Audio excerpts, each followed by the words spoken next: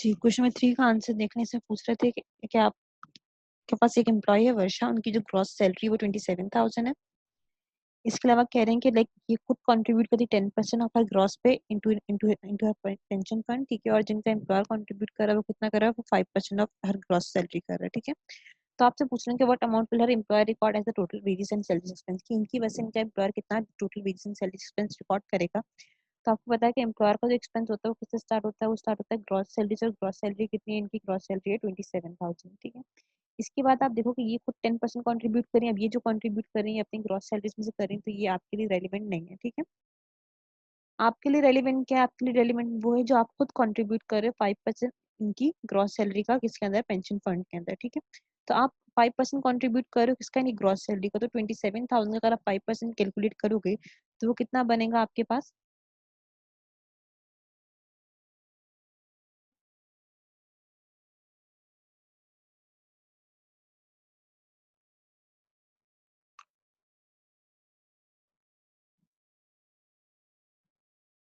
5% बनता है आपके पास 1350, ठीक है।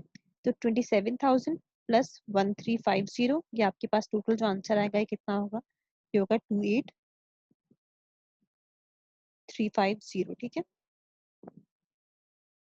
तो इसका जो करेक्ट आंसर था आपके पास, ये आपके पास है डी।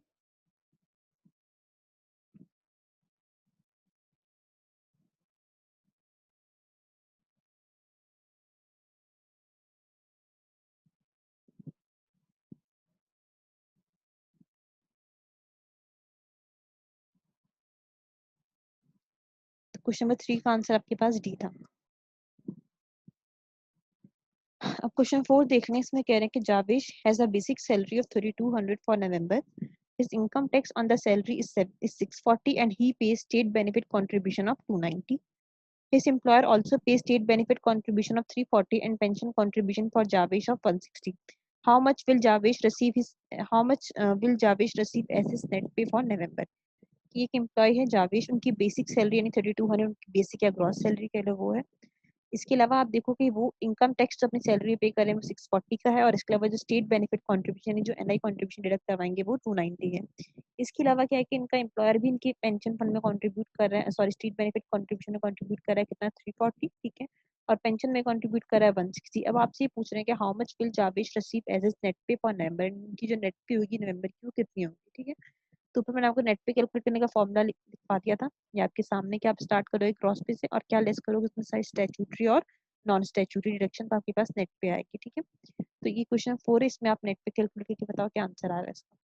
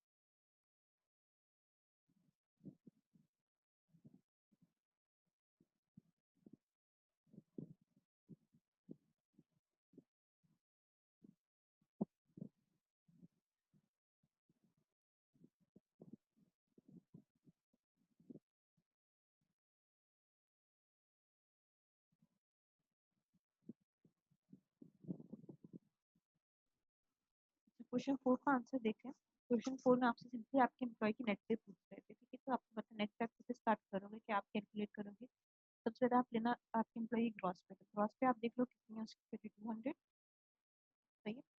अच्छा, फिर इनकम टैक्स से पे कर रहे हैं कितना, इनकम टैक्स से पे करेंगे 640 का। तो इनकम टैक्स जो है ये अपनी सैलरी से डिडक्ट करवा रहे होंगे, तो एक स्टैट्यूटरी डिडक्शन होती है, ठीक है। तो आप 640 को क्या करोगे, इसमें से आप डिडक्ट कर दोगे।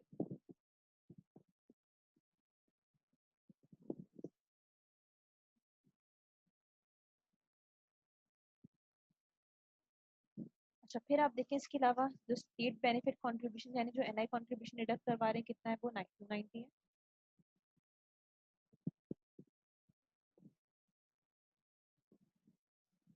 सही है। अच्छा, फिर आगे आपको क्या डिटेल गिवन है कि आपके एम्प्लॉयर ने स्टेट बेनिफिट कंट्रीब्यूशन में कंट्रीब्यूट किया 340, सही है, और पेंशन कंट्रीब्यूशन में किया 1, ठीक है। तो ये जो आपका एम्प्लॉयर जो कंट्रीब्यूशन कर रहा होता है ना, ये उसके लिए उसका एक्सपेंस तो होता है, लेकिन अभी फिलहाल ये आपको नहीं मिला। जो पेंशन फंड में कंट्रीब्यूशन हो रही वो भी अभी आपको रिसीव नहीं हुआ, और ना ही आपको ये जो स्टेट बेनिफिट कंट्रीब्यूशन वाला अमाउंट है आपको वो भी अभी रिसीव नहीं हुआ, ठीक है। तो जो नेट आप जो रिसीव कर रहे होगे वो कितना रिसीव कर रहे होगे, आप रिसीव करोगे 3200 माइनस 640 माइनस 290, ठीक है। तो नेट आप अमाउंट रिसीव करोगे 2270, ठीक है। तो नेट पे जो होगी आपकी एम्प्लॉय की वो कितनी होगी, 2270 होगी। इसी के साथ आपका क्वेश्चन का आंसर होगा वो कितना होगा, वो 2270, यानी कि इसका आंसर होगा 8, ठीक है। कई लोगों ने इसका आंसर बी मेंशन किया था, तो बी से करेक्ट आंसर नहीं है, उन्होंने जो है एम्प्लॉयर्स की कंट्रीब्यूशन को भी इसमें ही अकाउंट पर कर लिया। अच्छा, अब नेक्स्ट क्वेश्चन देखिए, इसमें कह रहे हैं in some jurisdiction employer have a duty to collect what from employees gross wages and salaries, कि लाइक अकॉर्डिंग टू लॉ, यानी कि आपके पास एम्प्लॉयर की ड्यूटी होती है कि उसने अपने एम्प्लॉय की सैलरी में कुछ अमाउंट कलेक्ट करना होता है, ठीक है। तो इन चारों में से क्या चीज़ जो एम्प्लॉयर कैलकुलेट सॉरी कलेक्ट करता है अपने एम्प्लॉय की सैलरी में से गवर्नमेंट के बिहाफ में, सही है। Option A is holiday pay, सही है। Option B is income tax for the self employed, यानी कि सेल्फ एम्प्लॉयड यानी कि वो आप कह लो लाइक जो फ्रीलांसर टाइप होते हैं वो, then income tax for employed, सही है। और यानी कि जो सैलरी पे जो फिक्स एम्प्लॉय होते हैं, फिक्स सैलरी पे एम्प्लॉय होते हैं, देन सेल्स टैक्स, सही है। कि इन चारों में से क्या चीज़ है आपके पास जो आपका एक एम्प्लॉयर कैलकुलेट करेगा अपने एम्प्लॉय की सैलरी।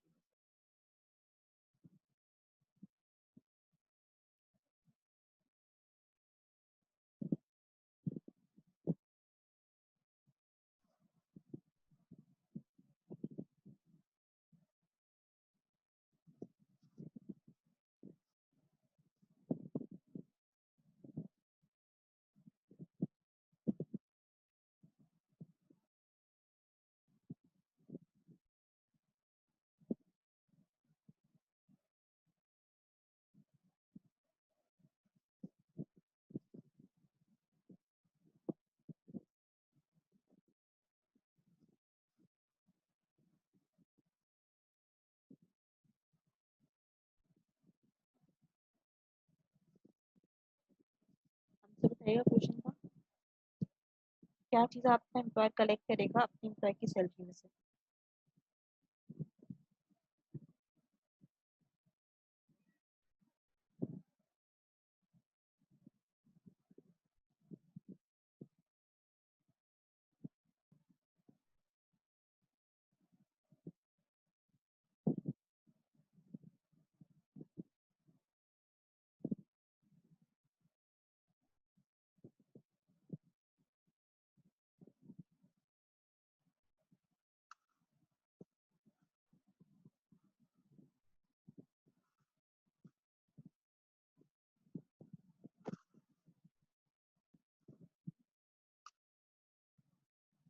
अच्छा, यहाँ पे पूछ रहे हैं कि क्या उनका क्या ड्यूटी है, यानी कैसे ड्यूटी क्या चीज़ कलेक्ट की जाती है, यानी एज ड्यूटी समझ लो कि अब यहाँ पे क्या चीज़ लाजमी है कलेक्ट करना, या क्या चीज़ आप गवर्नमेंट के बिहाफ पे कलेक्ट करते हो, ठीक है। तो पहला ऑप्शन है हॉलीडे पे। हॉलीडे पे आपको पता है कि एक वॉलंटरी डिडक्शन है, चाहे आपका एम्प्लॉय तो करेगा वरना नहीं करेगा, तो ये एम्प्लॉयर का कलेक्ट करना कोई ऑब्लिगेशन है, कोई ड्यूटी नहीं है। Income tax for self employed यानी कि जो लाइक फ्रीलांसर टाइप होते हैं, तो वो आपकी आपकी फिक्स एम्प्लॉय नहीं होते, ठीक है। तो अगर उनकी भी आप सेल्फ उनकी सैलरी से इनकम टैक्स का कैलकुलेट करना आपके ऊपर लाजमी ड्यूटी या ऑब्लिगेशन है, ठीक है।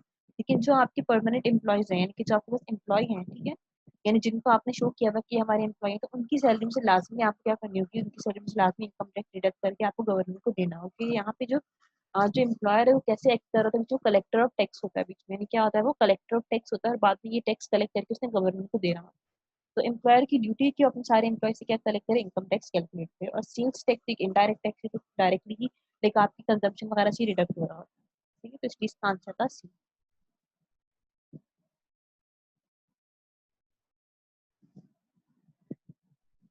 अच्छा, अब क्वेश्चन 6 देखने, इसमें कह रहे हैं the payroll function in a business is important, why this, select from the following option. कि पेरोल का जो फंक्शन है किसी भी बिजनेस के लिए बहुत इंपॉर्टेंट होता है, ठीक है। क्यों इंपॉर्टेंट होता है, आपके पास कुछ रीजन है, आप बताएं कि इनमें से कौन से रेलिवेंट है। सबसे पहले कह रहे हैं कि wages cost form a large proportion of total spending in a business. ये किसी बिजनेस के लिए उसकी जो वेजेस होती है एक बहुत बड़ा एक्सपेंस होती है उसके टोटल एक्सपेंसेस में से, यानी कि अगर लाइक जो जो टोटल एक्सपेंस बेयर कर रहा होता है उसमें जो वेजेस कॉस्ट का पोर्शन होता है वो काफी मेजर होता है, इसलिए इंपॉर्टेंट होता है पेरोल फंक्शन। सेकेंडली बोल रहे हैं कि एम्प्लॉय रिलेशन आर इंपॉर्टेंट, कि एम्प्लॉयज के रिलेशन मेंटेन करना भी जरूरी है, क्या इसलिए इंपॉर्टेंट होता है सही। Third, the company act as a collector of tax, company क्या कैसे एक्ट कर रही होती है, कलेक्टर ऑफ टैक्स होती है बीच में, क्या इसलिए इंपॉर्टेंट है पेरोल फंक्शन से। और फोर्थ वन है कि सिक्योरिटी इश्यूज आर इन्वॉल्व, जाहिर सी बात है पे सैलरीज इन सब चीजों की वर्किंग होगी, वहाँ पे सिक्योरिटी रिस्क अराइज हो सकते हैं। तो काइंडली बता दें कि इन चारों में से कौन से रेलिवेंट रीजन है कि जिनकी वजह से जो है आपके पास पेरोल एक इंपॉर्टेंट फंक्शन होता है आपके इदारे का।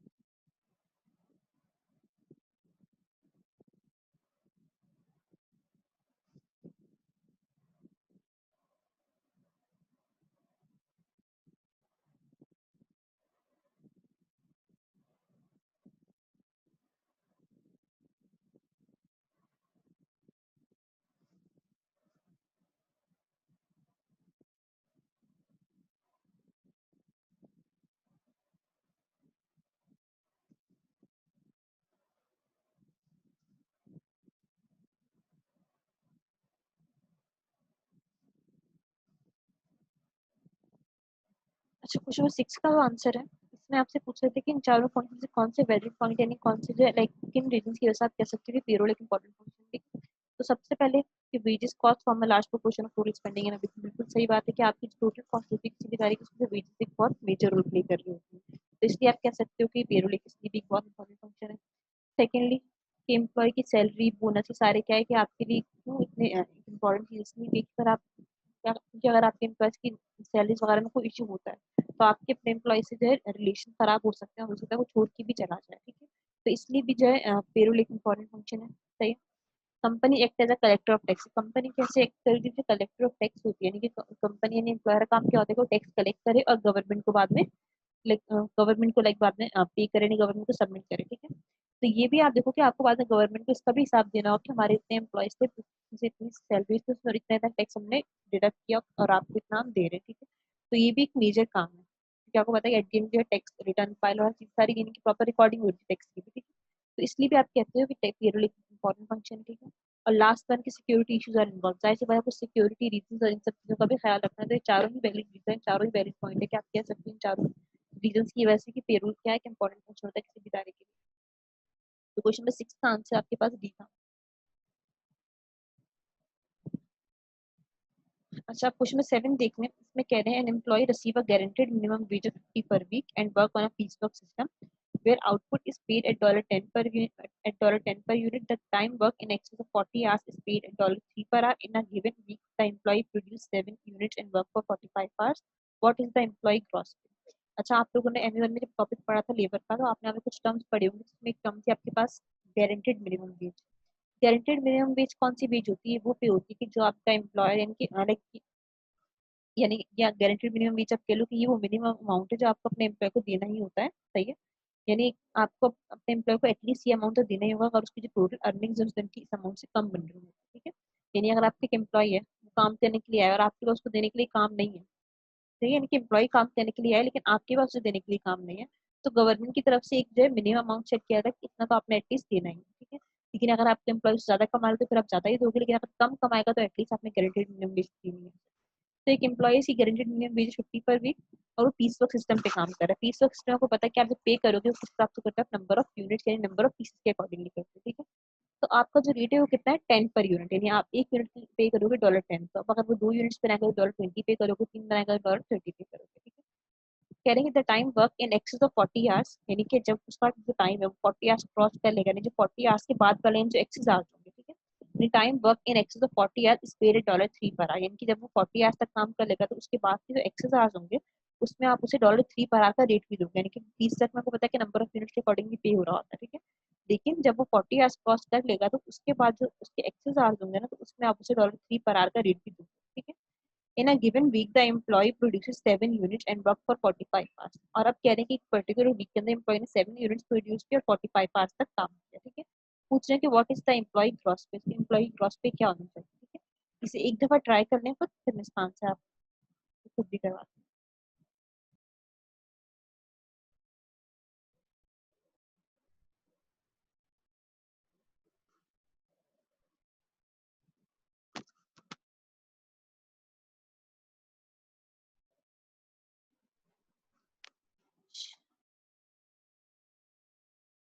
क्वेश्चन नंबर 7 का आंसर देखते हैं, कई लोगों ने इसका आंसर दिया है, ठीक है।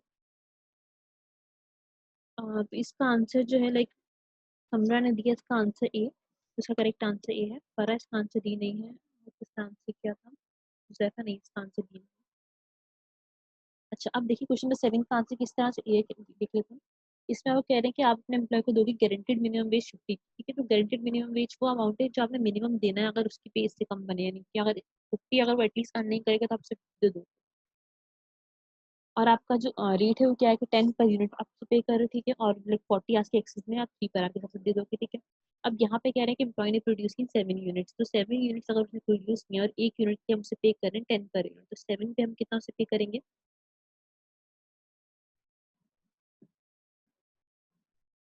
7 यूनिट्स के लिए आप उसे पे करोगे 7।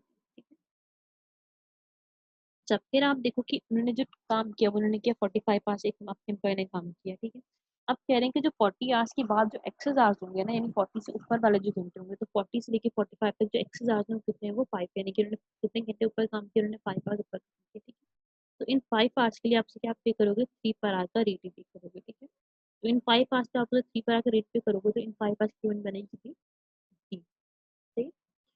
तो 7 यूनिट्स पे 10 के हिसाब से 70 प्लस 5 एक्स के हिसाब पे 3 पर के हिसाब से 15, तो टोटल आप जो पे करोगे वो कितना पे करोगे, वो 85 पे करोगे, ठीक है।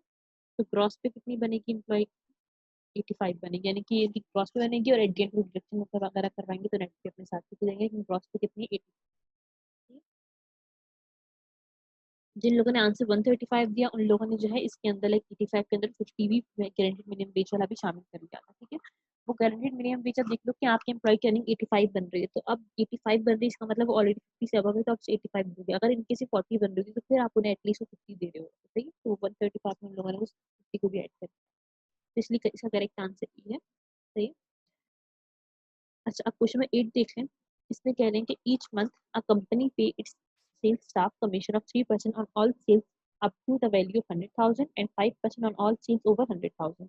In May 2002, a member of the sales staff made total sales of 125,000. How much commission will she be paid for the month?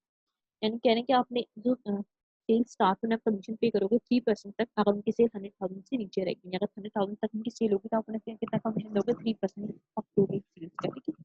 लेकिन अगर उनकी सेल 100,000 क्रॉस करेगी तो 100,000 के अबव जो सेल होगी उसके लिए आप कितना पे करोगे ना, पे करोगे 5%, यानी कि 100,000 से बिलो वाली सेल के लिए 3% कमीशन है और अबव के लिए 5% है।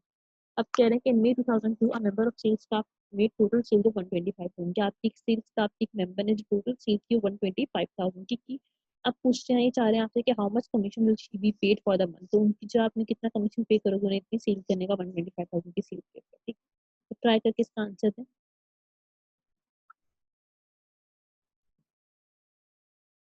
इसका जो आंसर लोगों ने आंसर किया ज्यादातर, हाँ लाइक वो किया आंसर सी। समरा आपका आंसर भी करेक्ट है, पर आपका आंसर भी करेक्ट है। हमारा इसका आंसर डी नहीं है, इसका करेक्ट आंसर सी था। इसमें देखिए कह रहे हैं कि आपके आपके जो एक सेल्स स्टाफ के मेंबर ने जो सेल की 125,000 की है, कमीशन कैलकुलेट करना था उनका। तो कमीशन आप किस तरह से पे कर रहे हैं कि आप 100,000 तक की सेल के लिए कमीशन है 3% का, और उसके ऊपर वाली सेल का जो कमीशन है वो 5% है, ठीक है। तो इसका मतलब है कि 100,000 तक जो सेल है उस पर कमीशन अगर हम 3% दे रहे हैं, तो 100,000 अगर हम 3% कैलकुलेट करेंगे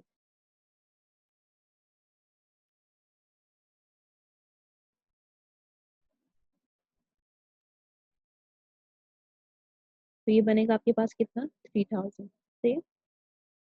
और 1 लाख से ऊपर वाली जो सेल है, जो ऊपर जो 25,000 की सेल है उस पर जो कमीशन का परसेंटेज है वो कितना है, वो 5% है।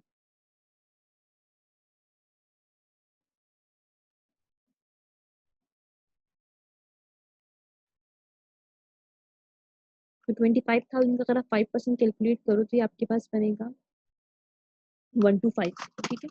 तो 3000 प्लस 1250 जो टोटल कमीशन आप पे करोगे वो कितना पे करोगे, 4250 का।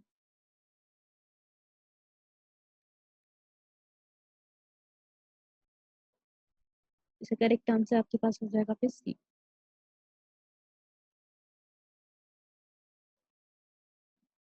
क्वेश्चन नंबर 9 देखने इसमें कह रहे हैं an employ earns 24,000 per annum 2,000 per month. क्या आपका एक एम्प्लॉय जो अर्न करता है 24,000 पर एनम का, सही है। उसमें तो अगर 24,000 पर एनम है तो पर मंथ बनेगा 2,000 पर मंथ बनेगा, ठीक है। In May, a salary increase was agreed to 26,400 per annum, which was backdated to 1st April. यानी आपकी एक एम्प्लॉय की सैलरी 24,000 पर एनम थी और पर मंथ बनेगी वो 2,000। मई में आगे क्या हुआ कि सैलरी में इंक्रीज हुआ कितने का, यानी कि अब मई से जो सैलरी होगी वो 26,400 पर एनम हो चुकी है, यानी कि मई से क्या हो गया सैलरी में इंक्रीज हो। अच्छा, अब कह रहे हैं कि which was back date to 1st April, यानी कि इंक्रीज हुआ है कब, मई में, लेकिन बोल रहे हैं कि इसका जो आपके पास इसके ये नहीं एप्लीकेबल कब से होगा, ये एप्लीकेबल होगा आपके पास अप्रैल से, यानी कि इंक्रीज मई में आया किया, बट क्या बोल रहे हैं कि एप्लीकेबल है कब से, अप्रैल से, ठीक है। In addition, 2% bonus of the basic monthly salary is payable if the company profit exceed a certain figure. The profit threshold was passed for May. What is the employee's gross pay for May? इसके अलावा 2% of basic salary पर bonus भी दोगे, ठीक है, लेकिन ये bonus तब मिलेगा जब प्रॉफिट का थ्रेशोल्ड है वो क्रॉस होगा, ठीक है। और वो बोल रहे हैं कि इस मंथ आपने वो प्रॉफिट उतना अर्न कर लिया, यानी कि इस मंथ इतनी से मई में आपको वो बोनस मिलेगा। अब पूछते हैं कि what is the employee gross pay for May, यानी कि मई के लिए ग्रॉस पे कितनी बनती है, सही। तो ट्राई करें इस क्वेश्चन को।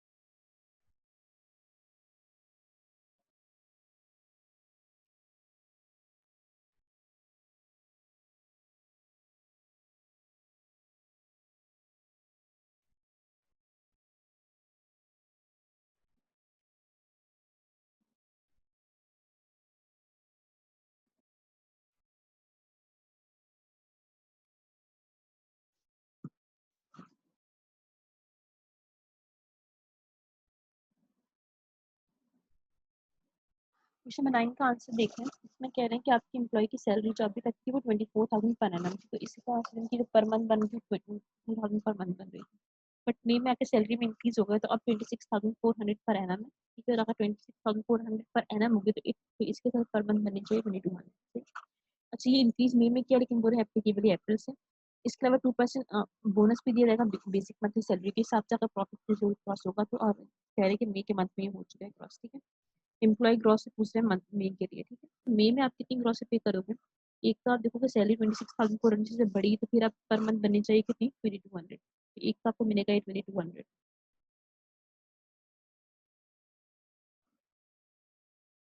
अच्छा, फिर आप देखो कि आपकी जो सैलरी में इंक्रीज हुआ ये हुआ मई से, बट एप्लीकेबल ये अप्रैल से है, तो इसका मतलब ये कि अप्रैल के मंथ तक तो इंक्रीज हुआ वाली है, तो उस मंथ जो आपको सैलरी मिली होगी वो कितनी मिली होगी 24,000 के हिसाब से पर मंथ 2,000 मिली होगी, लेकिन इंक्रीज मई में हुआ, लेकिन बोल रहे हैं एप्लीकेबल अगर अप्रैल से, तो इट मीन्स आपको जो है अप्रैल में 200 की सैलरी कम मिली होगी, यानी कि अब अगर ये लास्ट मंथ से एप्लीकेबल हो चुकी है तो इसका मतलब है कि लास्ट मंथ भी सैलरी 2,200 मिलनी चाहिए थी, लेकिन लास्ट मंथ मिली कितनी आपको, जस्ट 2,000 मिली। इसका मतलब लास्ट मंथ 200 कम मिली हुई, तो वो भी आपको कब मिलेगी, वो भी आपको मई की सैलरी के साथ मिलेगी अप्रैल का 200, सही है। फिर आप देखो आपको बोनस मिलेगा 2% ऑफ सैलरी का, तो 2% ऑफ सैलरी अगर आप देखोगे तो आपकी सैलरी कितनी है 2,200 है, तो 2,200 पे 2% अगर आप कैलकुलेट करो तो ये बनेगा आपके पास 44। तो 2,200 प्लस 200 प्लस 44, तो टोटल आपके पास जो सैलरी बनेगी वो कितनी बनेगी 2,444 आपके पास आपकी टोटल सैलरी बनेगी, तो इसका करेक्ट आंसर आपके पास होगा बी। देखिए भी आपकी एग्जाम के क्वेश्चन था। अब नेक्स्ट देख लें क्वेश्चन नंबर 10। इसमें पूछना है कि which of the following is an example of non compulsory disclosure on an employee pay slip. क्या आपकी जो एम्प्लॉय की पे स्लिप है उसके ऊपर कोई डिटेल मेंशन होती है। अब इसमें से कह रहे हैं कि इन चारों में से कोई एक नॉन कंपल्सरी डिस्क्लोजर होगा, यानी कि कुछ चीजें होती हैं जो मेंशन करना कंपल्सरी है, ये तो आपने हर हाल में मेंशन करनी ही करनी है, सही है। कुछ कंपल्सरी है और इसमें से कोई एक ऐसी होगी जो नॉन कंपल्सरी नहीं है, यानी अगर आप वो मेंशन नहीं करोगे तो इशू नहीं है, ठीक है। सबसे पहले employee NIC number, national insurance number, यानी कि फिर ग्रॉस पे, डिडक्शंस फ्रॉम ग्रॉस पे, यानी कितनी कैलकुलेशन, सॉरी कितनी डिडक्शंस आपने की हैं, कितना उन्होंने कमाया था वो ग्रॉस पे, कितना नेट पे आपने पे किया। तो इन चारों में से बता दें कौन सी ऐसी जो आपके पास कंपलसरी नहीं है, नॉन कंपलसरी होगा, उसको मेंशन करना आपकी पे स्लिप पे। यानी तीन चीजें कंपलसरी मेंशन करना और एक कोई नॉन कंपलसरी होगी।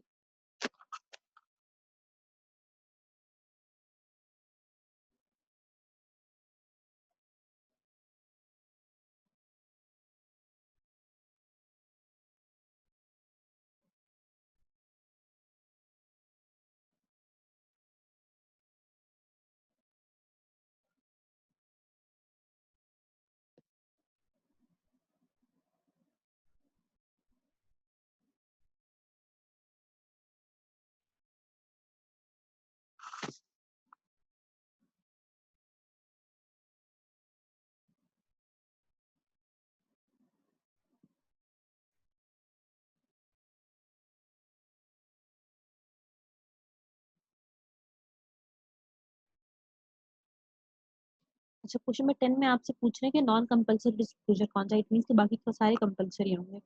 तो आप देखो कि आपकी एम्प्लॉय क्या ग्रॉस पे होती है, कितनी डिडक्शन जो है, कितना नेट पे दिया, ये तीनों चीजें मेंशन करना आपके ऊपर कंपल्सरी, एक चीज आपकी पे स्लिप में हर हाल में होनी चाहिए, ठीक है। लेकिन एम्प्लॉय का जो नेशनल इंश्योरेंस नंबर होता है ये नॉर्मली होता है पे स्लिप के ऊपर, लेकिन ये मेंशन करना कंपल्सरी नहीं, ठीक है। तो इसका आंसर इसीलिए आपके पास ये है, क्वेश्चन नंबर 10 का answer.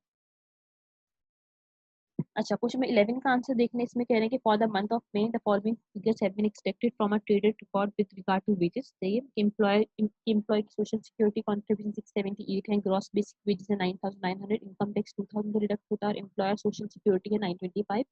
What will be the total charge for wages and salaries in the final account. Total क्या जाएगा, चार्ज कह लो आप, एक्सपेंस को बोलते हैं कि टोटल कितना एक्सपेंस जाएगा वेजेस एंड सैलरीज का फाइनल अकाउंट के अंदर, यानी कि क्या टोटल फाइनल फिगर आपके पास वेजेस एंड सैलरीज एक्सपेंस, ठीक है। यानी एम्प्लॉयर का एक्सपेंस पूछ रहे हैं आपसे क्या।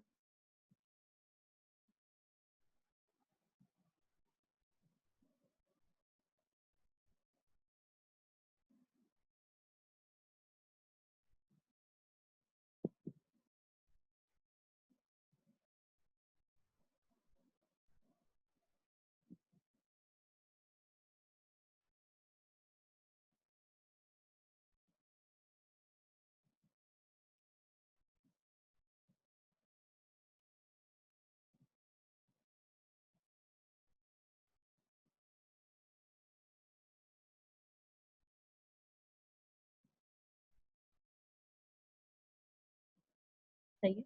तो ये अमाउंट भी आपके लिए रेलिवेंट होगा। तो अगर आपसे पूछते हैं कि टोटल चार्ज बता दें वेजेस एंड सैलरीज एक्सपेंस का, तो आपके पास बनेगा 9900 प्लस 925, यानी कि 1085। तो इसका करेक्ट आंसर आपके पास होगा E। सही। अब last, which of the following is not a payroll function, की इन चारों में से कौन सा पेरोल फंक्शन है, नहीं कौन सा काम पेरोल वालों का नहीं होता।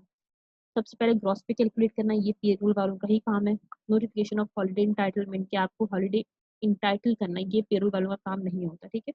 Calculation of tax and other deduction, tax कितना डिडक्ट करना है, अदर कितनी डिडक्शन है, ये सभी पेरोल वाले ही देख रहे होते हैं, पे स्लिप भी वही बनाते हैं, वही डिस्ट्रीब्यूट करते हैं। तो इट मीन्स ये सिर्फ हॉलिडे इंटाइटल करने का काम नहीं, बाकी तीनों किसके फंक्शन है, बाकी तीनों पेरोल वालों के फंक्शन, ठीक है।